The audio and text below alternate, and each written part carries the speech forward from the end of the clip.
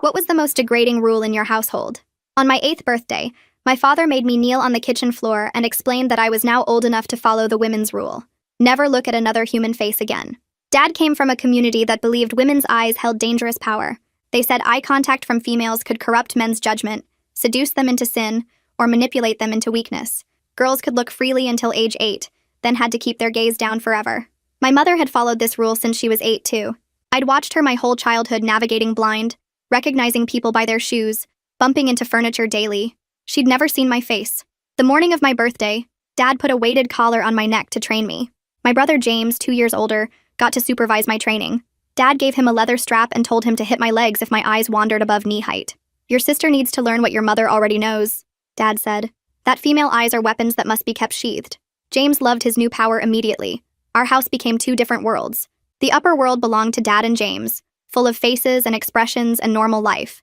The lower world where Mom and I existed held only floors, shoes, and the constant fear of accidentally looking up. We developed our own language of toe positions and floor taps to communicate. Mom taught me to identify people by their walk patterns and shoe sounds. She showed me how to set the table by touch, how to read by tracing one line at a time, how to exist as half a person. Dad's father had enforced the same rule, and his father before that. 5 generations of women who'd never seen their children's faces grow up. Dad had photos of his great-grandmother from before her 8th birthday, then nothing after. Just images of the top of her bowed head. He kept these photos as proof the system worked.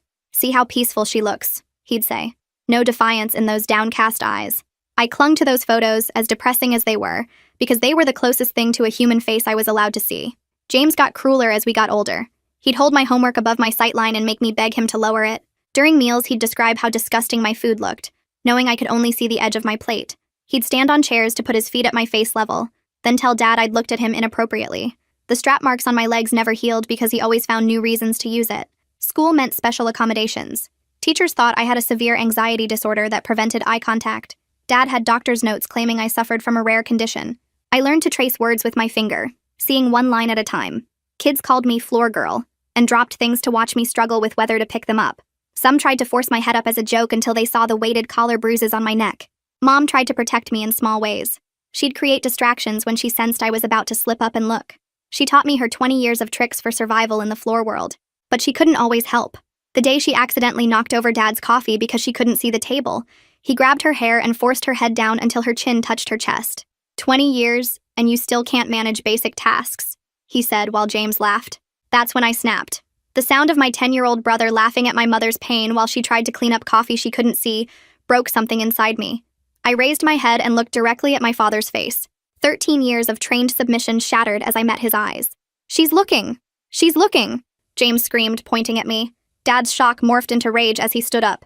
"You dare raise your witch eyes to me?" He dragged me to the correction room, a windowless cell with mirrors painted black up to 5 feet high. Only the space I wasn't allowed to see reflected back. He locked me in for 3 days while James slid food under the door, describing his expressions that I couldn't see. The extended family arrived to restore order. Aunts who hadn't seen faces in decades examined my neck posture. Uncles quoted scripture about female submission. They discussed having me declared mentally unfit, maybe surgically blinding me for my own good. Mom whispered to the floor that I should just comply before they did something permanent. Then Mom ended everything. She shuffled into the correction room while Dad demonstrated proper gaze angles on me. For the first time in 28 years, she raised her head. Her neck cracked audibly as she looked him in the eye. "I want to see my daughter's face," she said. Dad went white. She dialed 911 while maintaining eye contact, describing our situation. As sirens approached and Dad scrambled to hide the correction equipment, Mom turned to me. "Look at me," she said. I raised my eyes and finally saw my mother's face, lined and fierce and beautiful. Never look down again. But as my eyes met hers, Dad grabbed the leather strap from James and advanced on both of us, saying, "If you want to use your eyes so badly, let's see how well they work when they're swollen shut." Mom's hand shot out and caught Dad's wrist before the strap could hit us, her fingers wrapping around his arm with more strength than I knew she had after 28 years of keeping her head down. The pounding on our front door got louder and someone was shouting about police. "Open up," while Dad's face went from red rage to white panic as he tried to pull free from Mom's grip, but she wouldn't let go. He dropped the strap and started shoving things into drawers, telling James to hide the collar in the basement. But James just stood there frozen as the door crashed open and 3 officers rushed in with their hands on their weapons. They pulled Dad away from Mom and pushed him against the wall, while another officer took James to the living room, and the third one guided Mom and me to the kitchen, everyone in different rooms within seconds. Dad started talking fast about how this was a religious household, and we had freedom of worship in America, and they had no right to interfere with family discipline. But the officer with him just kept asking if anyone needed medical attention, while Mom stood there with her chin up, staring straight at Dad through the doorway, even though her whole body shook like she had a fever. The paramedics showed up and checked us over right there in the kitchen, shining lights in our eyes and feeling our necks, then said we needed to go to the emergency room for proper documentation of injuries. James started screaming from the living room that we were betraying everything, that we were destroying the family, that God would punish us for our defiance, while they loaded Mom into one ambulance and me into another.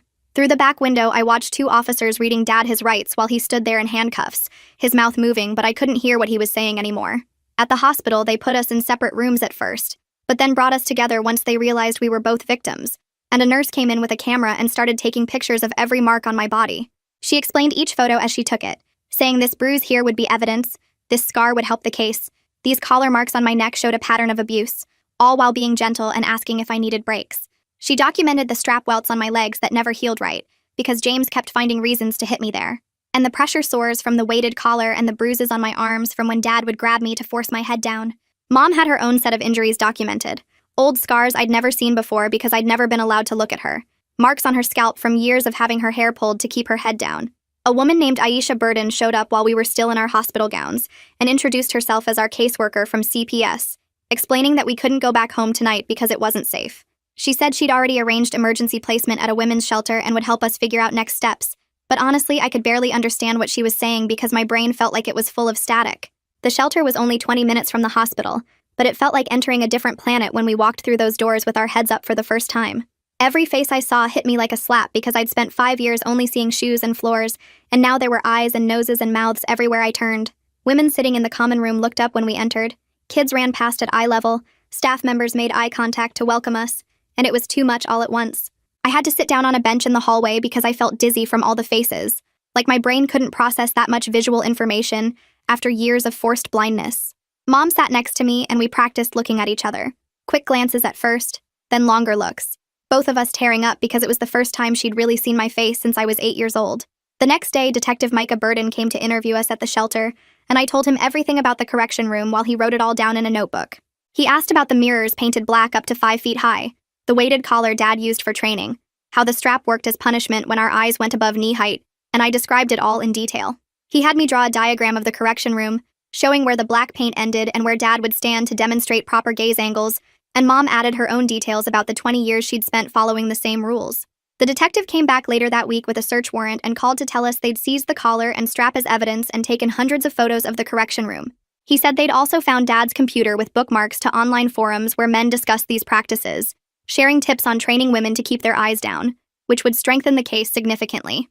While we were at the police station for another round of statements, Dad's family showed up in the parking lot, at least 15 of them, including aunts who hadn't looked up in decades, and uncles quoting scripture at anyone who'd listen. They surrounded us when we tried to leave, saying we were destroying generations of tradition, that we were possessed by feminist demons, that we needed to come home and beg forgiveness before it was too late. The officers had to escort them off the property when Uncle Leaf grabbed Mom's arm and tried to force her head down, and they warned them about interfering with an active investigation. That afternoon, we met Bartholomeus Kramer, the domestic violence advocate assigned to our case, who sat with us in a small office and explained how protective orders worked. He said we could file for an emergency order immediately that would legally require Dad and any family members who threatened us to stay away, and that violating it would mean automatic arrest.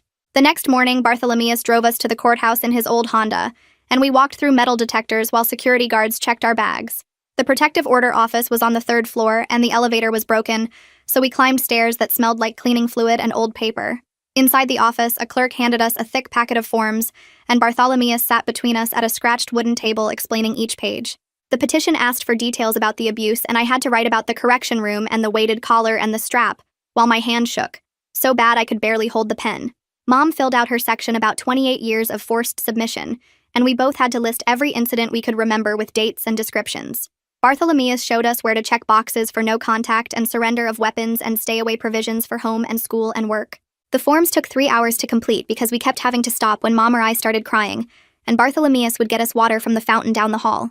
When we finally turned everything in, the clerk said a judge would review it within 24 hours, and we'd get a call about the hearing date. That night, back at the shelter, Mom and I sat on my narrow bed trying to look at each other's faces. We both kept glancing away after a second or two because it felt so wrong after all those years of training. Mom would lift her eyes to mine and immediately drop them again, and I did the same thing over and over. We practiced for an hour and managed to hold eye contact for maybe 5 seconds at a time, before one of us would look away, and we'd both start laughing at how hard it was. The other women in the shelter understood, and one lady who'd been there 2 months said it took her weeks to stop flinching when people looked at her. Over the next few days, we spent hours in courthouse waiting rooms for different hearings and meetings. The family court waiting area had plastic chairs and flickering lights and crying babies and couples arguing in whispers. Other women there had bruises they tried to cover with makeup and kids who clung to their legs, and everyone looked tired and scared. One woman told me her husband broke her arm twice, and another said she'd been to court 6 times trying to get protection. The bailiff called cases by number not name, and we waited 4 hours just to get our hearing scheduled for the following week. 3 days later, we finally got in front of a judge who looked at our paperwork for maybe 2 minutes while we stood at a wooden podium. "I'm granting a temporary protective order effective immediately," she said, and stamped our papers with a red seal. The order said Dad had to stay 500 feet away from us and surrender any guns to the police within 24 hours and have no contact through third parties. Mom squeezed my hand so tight my fingers went numb, but we both knew this was just paper, and Dad had lawyers and family money and connections. That evening my phone rang showing James's number, and I almost answered before remembering what Bartholomeus said about contact violations. "Please come home, I hate it here," James said in the voicemail, and he was crying hard. "Uncle Leaf hits me and makes me sleep in the basement, and nobody will make my lunch for school."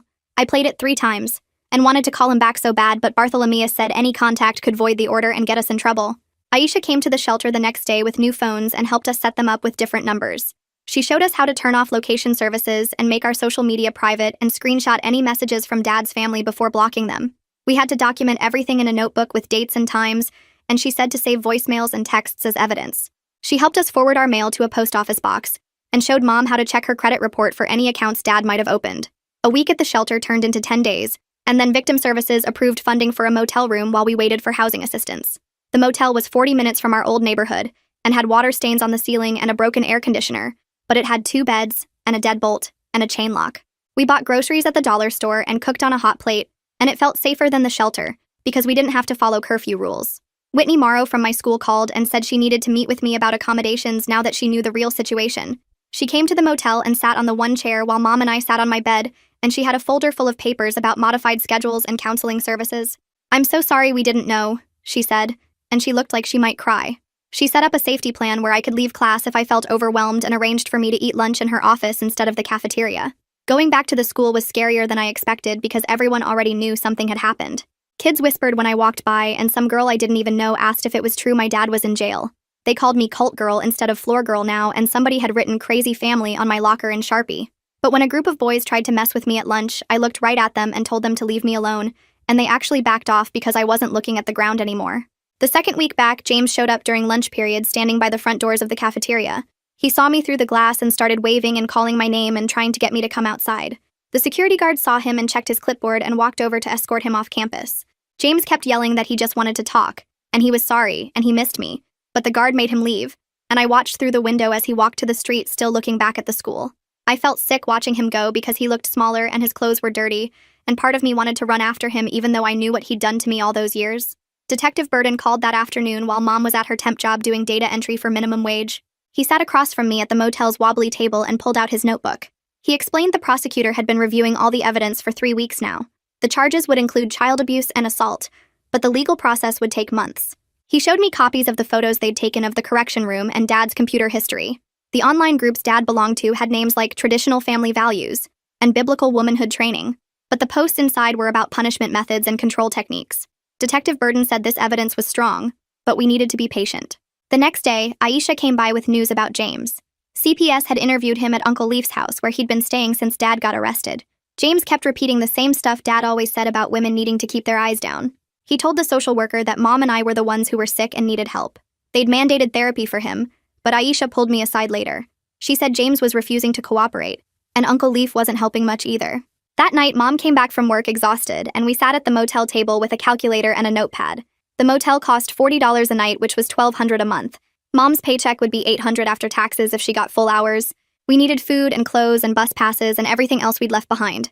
The numbers didn't add up no matter how many times we tried. We filled out applications for emergency assistance and food stamps. Mom started looking through job listings for anything that paid better, but every application asked about work history. She hadn't worked in 20 years because Dad said women belonged at home. The housing applications we'd submitted 2 weeks ago all came back with the same answer. The waitlists were 12 to 18 months long for affordable apartments. The social worker at the shelter explained that housing was hard to find, but they'd put us on priority lists as domestic violence survivors. She gave us more forms to fill out and said to check back every week. Meanwhile, we kept paying for the motel day by day and watching our small savings disappear. The shelter called to say they had openings in their counseling program. We met Dorothea Kramer in a small office with motivational posters on the walls. She specialized in trauma and had worked with abuse survivors for 15 years. She taught us breathing exercises for when the panic hit. She showed us how to press our feet into the floor and name 5 things we could see to stay grounded. She explained that healing wasn't a straight line and some days would be harder than others. I practiced looking at her face while we talked and only got dizzy twice. Mom struggled more because 28 years of looking down had trained her neck muscles to lock up. Dorothea was patient and never pushed us to go faster than we could handle. 3 weeks into therapy, Mom and I were lying in our motel beds unable to sleep. The people next door were fighting, and it reminded us both of home. Mom started talking about her own childhood in the dark. Her mother had followed the same rules since she was 8 too. Her grandmother before that. She told me how her mom would tap messages on the floor with her toes when Dad's father wasn't around. How they'd developed their own language of survival just like Mom and I had. She said her mother died when Mom was 15, and she never got to see her face as an adult.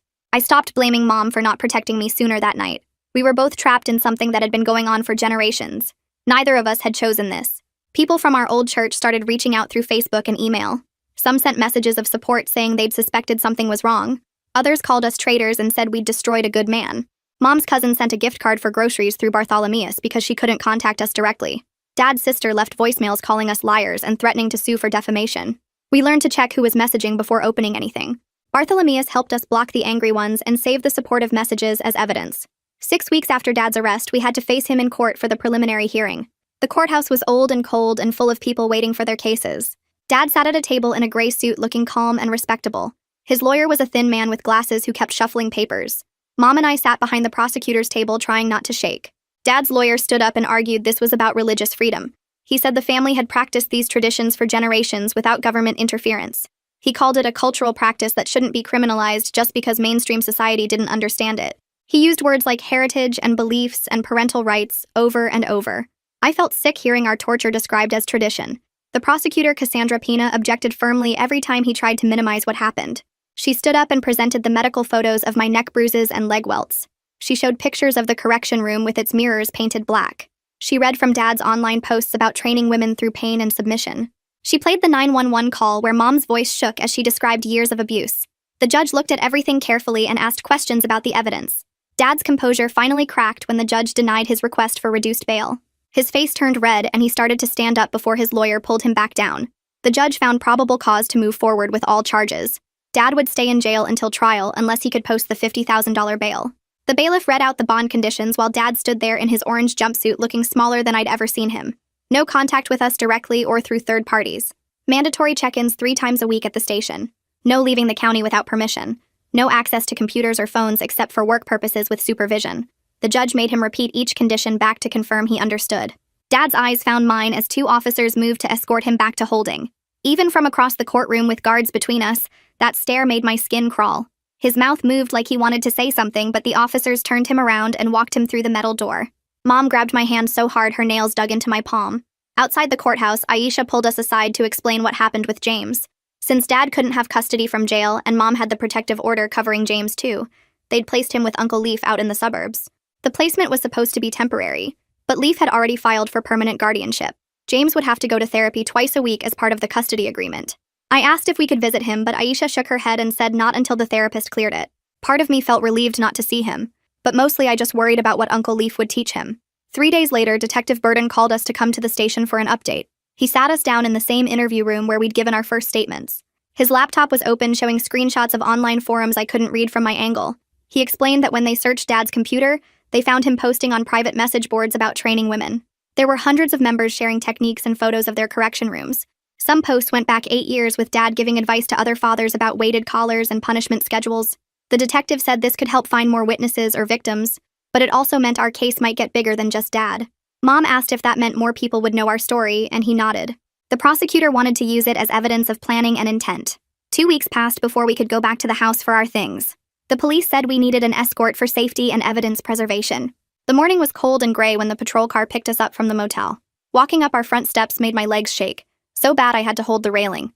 The door still had yellow tape crosses over it that the officer cut through with a knife. Inside, everything looked exactly the same but felt completely different. The kitchen table where I'd eaten thousands of meals looking at my plate. The living room carpet with the worn track where Mom walked to avoid furniture. The correction room door standing open showing those black painted mirrors. The officer followed us with evidence bags while we packed clothes and grabbed documents from filing cabinets. Mom went straight for her jewelry box with shaking hands and pulled out her mother's ring she hadn't been allowed to wear. In Dad's study, we weren't supposed to touch anything without the officer checking it first. But when he opened the bottom desk drawer, there were 3 leather photo albums I'd never seen.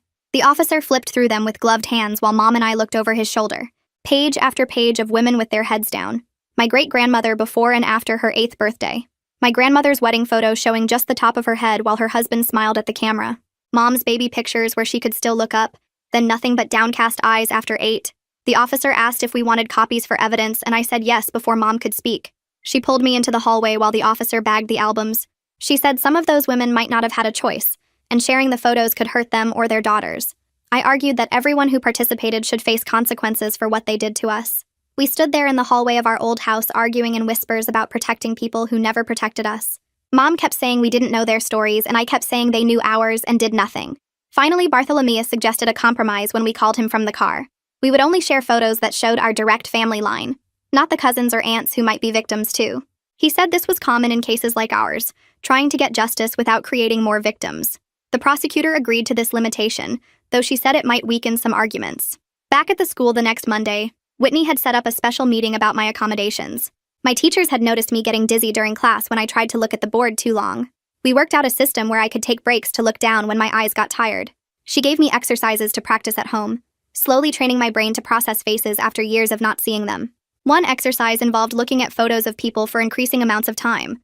Another had me practice holding eye contact with Mom for 10 seconds, then 20, then 30. It felt like learning to walk again, but for my eyes. The temp agency called Mom that Thursday saying she'd gotten a data entry position starting Monday. The pay was minimum wage and the hours were rough, 6 in the morning until 2 in the afternoon. But when she got her first paycheck 2 weeks later, she cried holding that piece of paper. $312 after taxes for 40 hours of work. It barely covered our motel room for a week, but she'd earned it herself. She taped the pay stub to the motel mirror and looked at it every morning. That same Friday, my phone buzzed with a text from a number I didn't recognize. It was James saying Uncle Leaf took his phone, but he got this burner from a kid at the school. He wrote that he hated us for destroying our family and ruining his life. Then in the next message, he said he missed us and wanted to come home. Then another saying we were liars who deserved to burn. Then one more asking if I was okay. I showed Mom and she called Bartholomew right away. He said to screenshot everything and not respond no matter how much we wanted to. We sent the screenshots to the prosecutor and detective for documentation. That night, I typed out 20 different responses to James but deleted them all without sending. The next morning, Mom's phone rang while we were eating cereal at the motel's tiny table. She checked the caller ID and her face went pale as she saw it was Bartholomew calling. She answered on speaker and he told us Uncle Leaf had just filed papers with the court claiming Mom was unfit to care for me. The papers said Mom couldn't provide stable housing or protect me from harm since we were living in a motel. Bartholomew said he'd already started gathering documentation about Mom's job and our safety plans to fight back. Aisha called 10 minutes later saying she was on her way to help us prepare a response, showing Mom was doing everything right. We spent the next 3 hours going through paperwork while Aisha took notes about Mom's work schedule and therapy attendance. She photographed our clean motel room and the food in our mini fridge to show we had basic necessities covered. Mom's hands shook as she signed forms stating she wanted to keep custody of me. That afternoon, our phones started buzzing with calls from numbers we didn't recognize. Dad's sister left a voicemail saying we were destroying the family and would regret our choices. His brother sent texts calling us liars who would burn in hell for our defiance.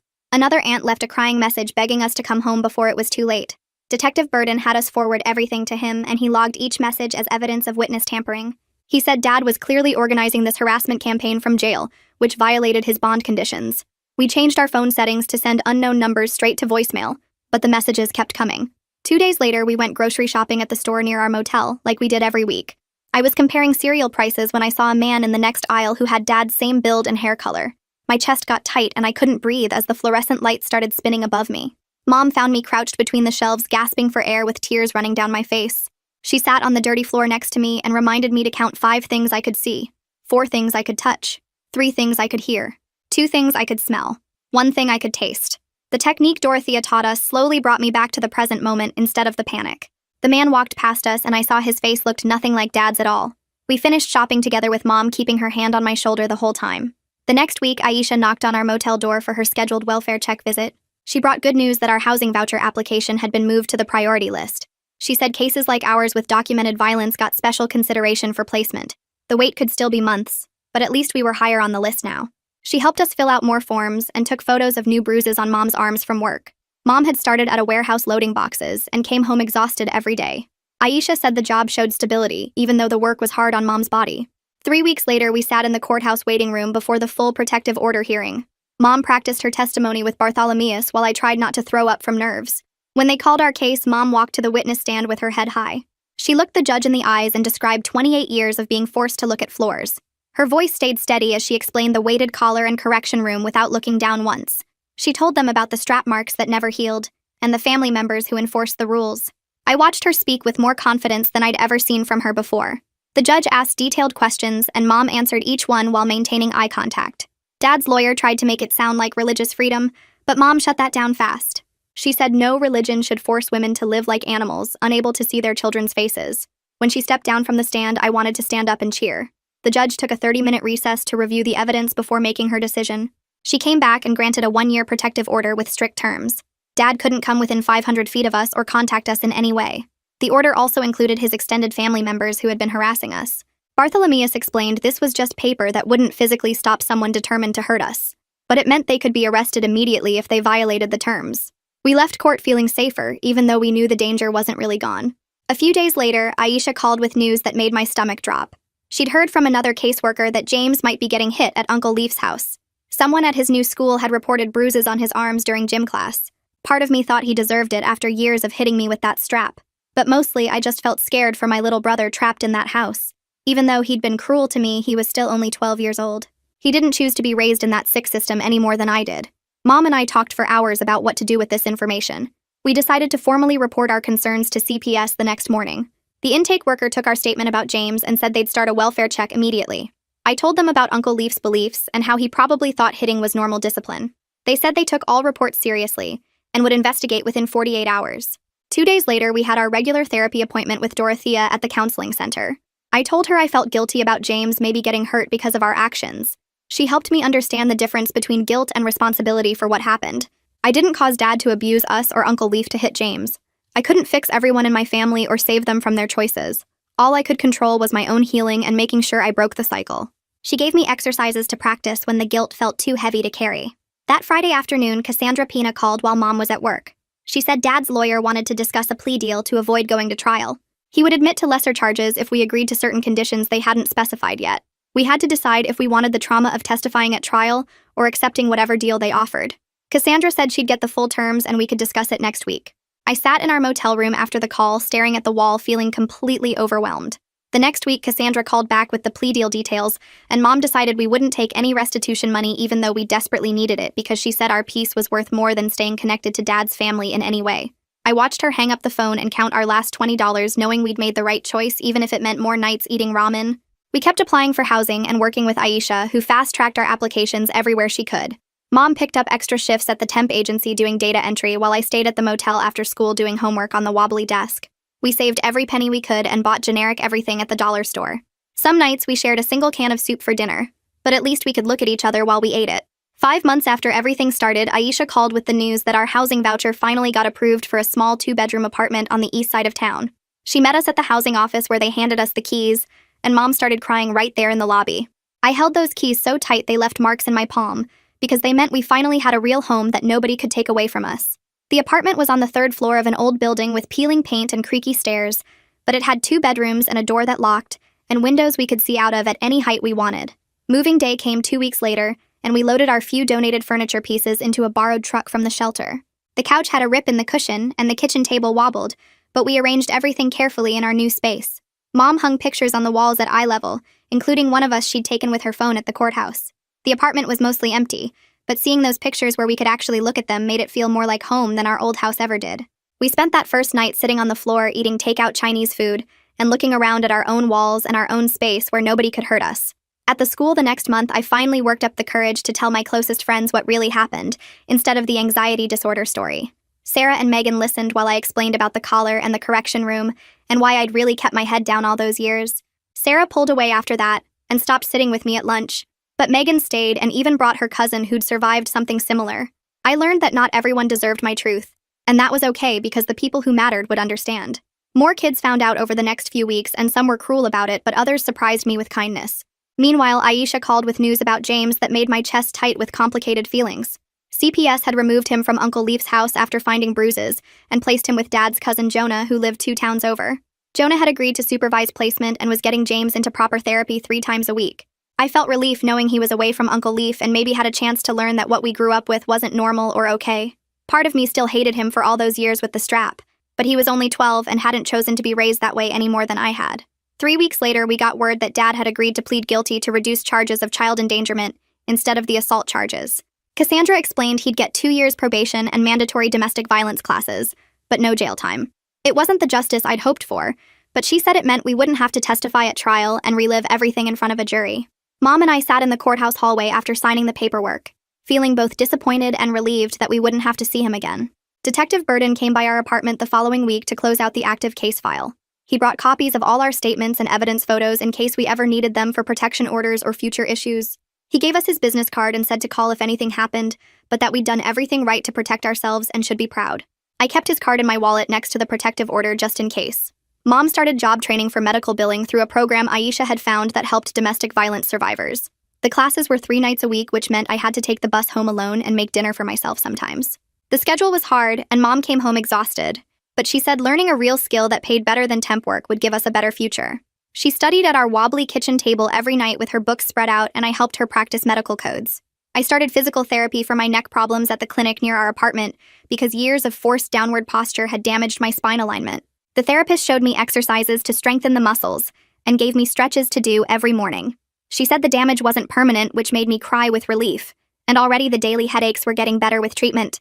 The appointments cost money even with our insurance, but Mom said my health was worth eating ramen a few more nights. About a month later, Bartholomeus called to say one of Dad's sisters wanted to send us money through his office to help with expenses. She was respecting the protective order by not contacting us directly, but wanted us to know not everyone in the family agreed with what happened. Mom thought about it for days before accepting the $300 which paid for my therapy and groceries for a month. We realized the family was fracturing, with some people clinging to the old traditions, while others were quietly choosing to support our freedom, even if they couldn't say it openly. 8 months had passed since we left and Christmas was coming up. Our first one in the apartment without Dad or James around. Mom bought a small fake tree from the dollar store, and we spent the afternoon putting cheap decorations on it while holiday movies played on our old TV. She made spaghetti with garlic bread, and we sat on the couch eating off paper plates, watching movies where families fought and made up by the end. Nobody yelled at us for looking at the screen or made us eat facing the wall. The next week we had to go to the courthouse for Dad's compliance review hearing, where they'd check if he was following his probation rules. The courtroom was smaller than the one from before, and Dad sat at a table with his lawyer while we sat in the back row with Cassandra. The probation officer stood up and read from a folder about Dad attending his required domestic violence classes every week and passing his drug tests. She said he'd missed 2 classes but made them up, and that his group leader reported mixed progress with him, still denying some responsibility, but at least showing up. The judge looked through the papers and told Dad to keep attending and that they'd review again in 3 months. Dad turned to look at us as he left, but we kept our eyes straight ahead until he was gone. A few days later, during our therapy session, Dorothea brought up the idea of supervised letter exchange with James if I wanted to try reconnecting safely. She explained how it would work with letters going through her office first, and James only able to write if his therapist approved it. I sat there thinking about my brother and how much I missed him, but also remembering how he'd loved hitting me with that strap. That night, I sat at our kitchen table and wrote him a letter telling him I loved him and hoped he was okay, but that I couldn't have him in my life while he still thought women were less than human.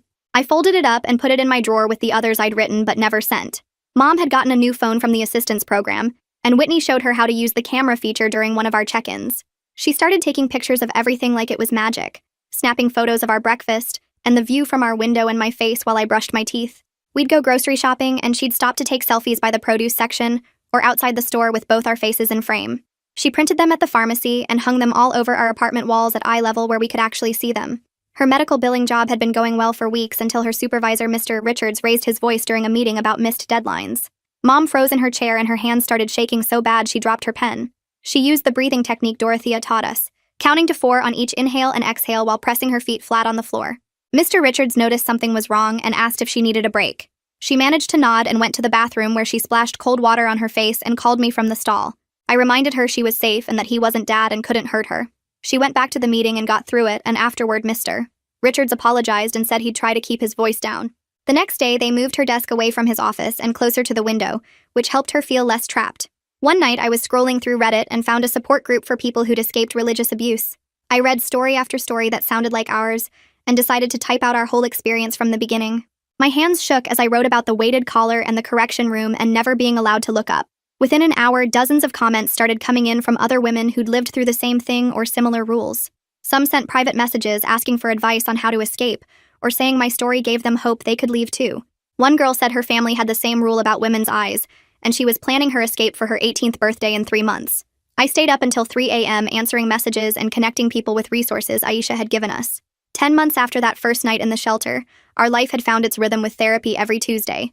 Mom's work schedule, my school routine, and safety check-ins that felt normal now. We weren't completely better and probably never would be, but we could get through whole days without panic attacks, and that felt like a miracle. Our apartment was small, but it was ours with photos on the walls and food in the fridge and no correction room waiting if we made mistakes. That Saturday morning, we walked to the corner store together to buy milk and bread, keeping our heads up and making eye contact with Mrs. Chang, who owned the shop. She waved and asked how school was going, and I answered while looking right at her face. A man passed us on the sidewalk and tipped his hat, and Mom smiled and said good morning while meeting his eyes. We walked home in the sunshine carrying our groceries, 2 women seeing and being seen, finally free to look at the world and have it look back at us. Well, folks, that's it from me today. Thanks for sticking with me and letting me throw my thoughts and questions out there along the way. I really appreciate it. Like the video, it helps more than you think.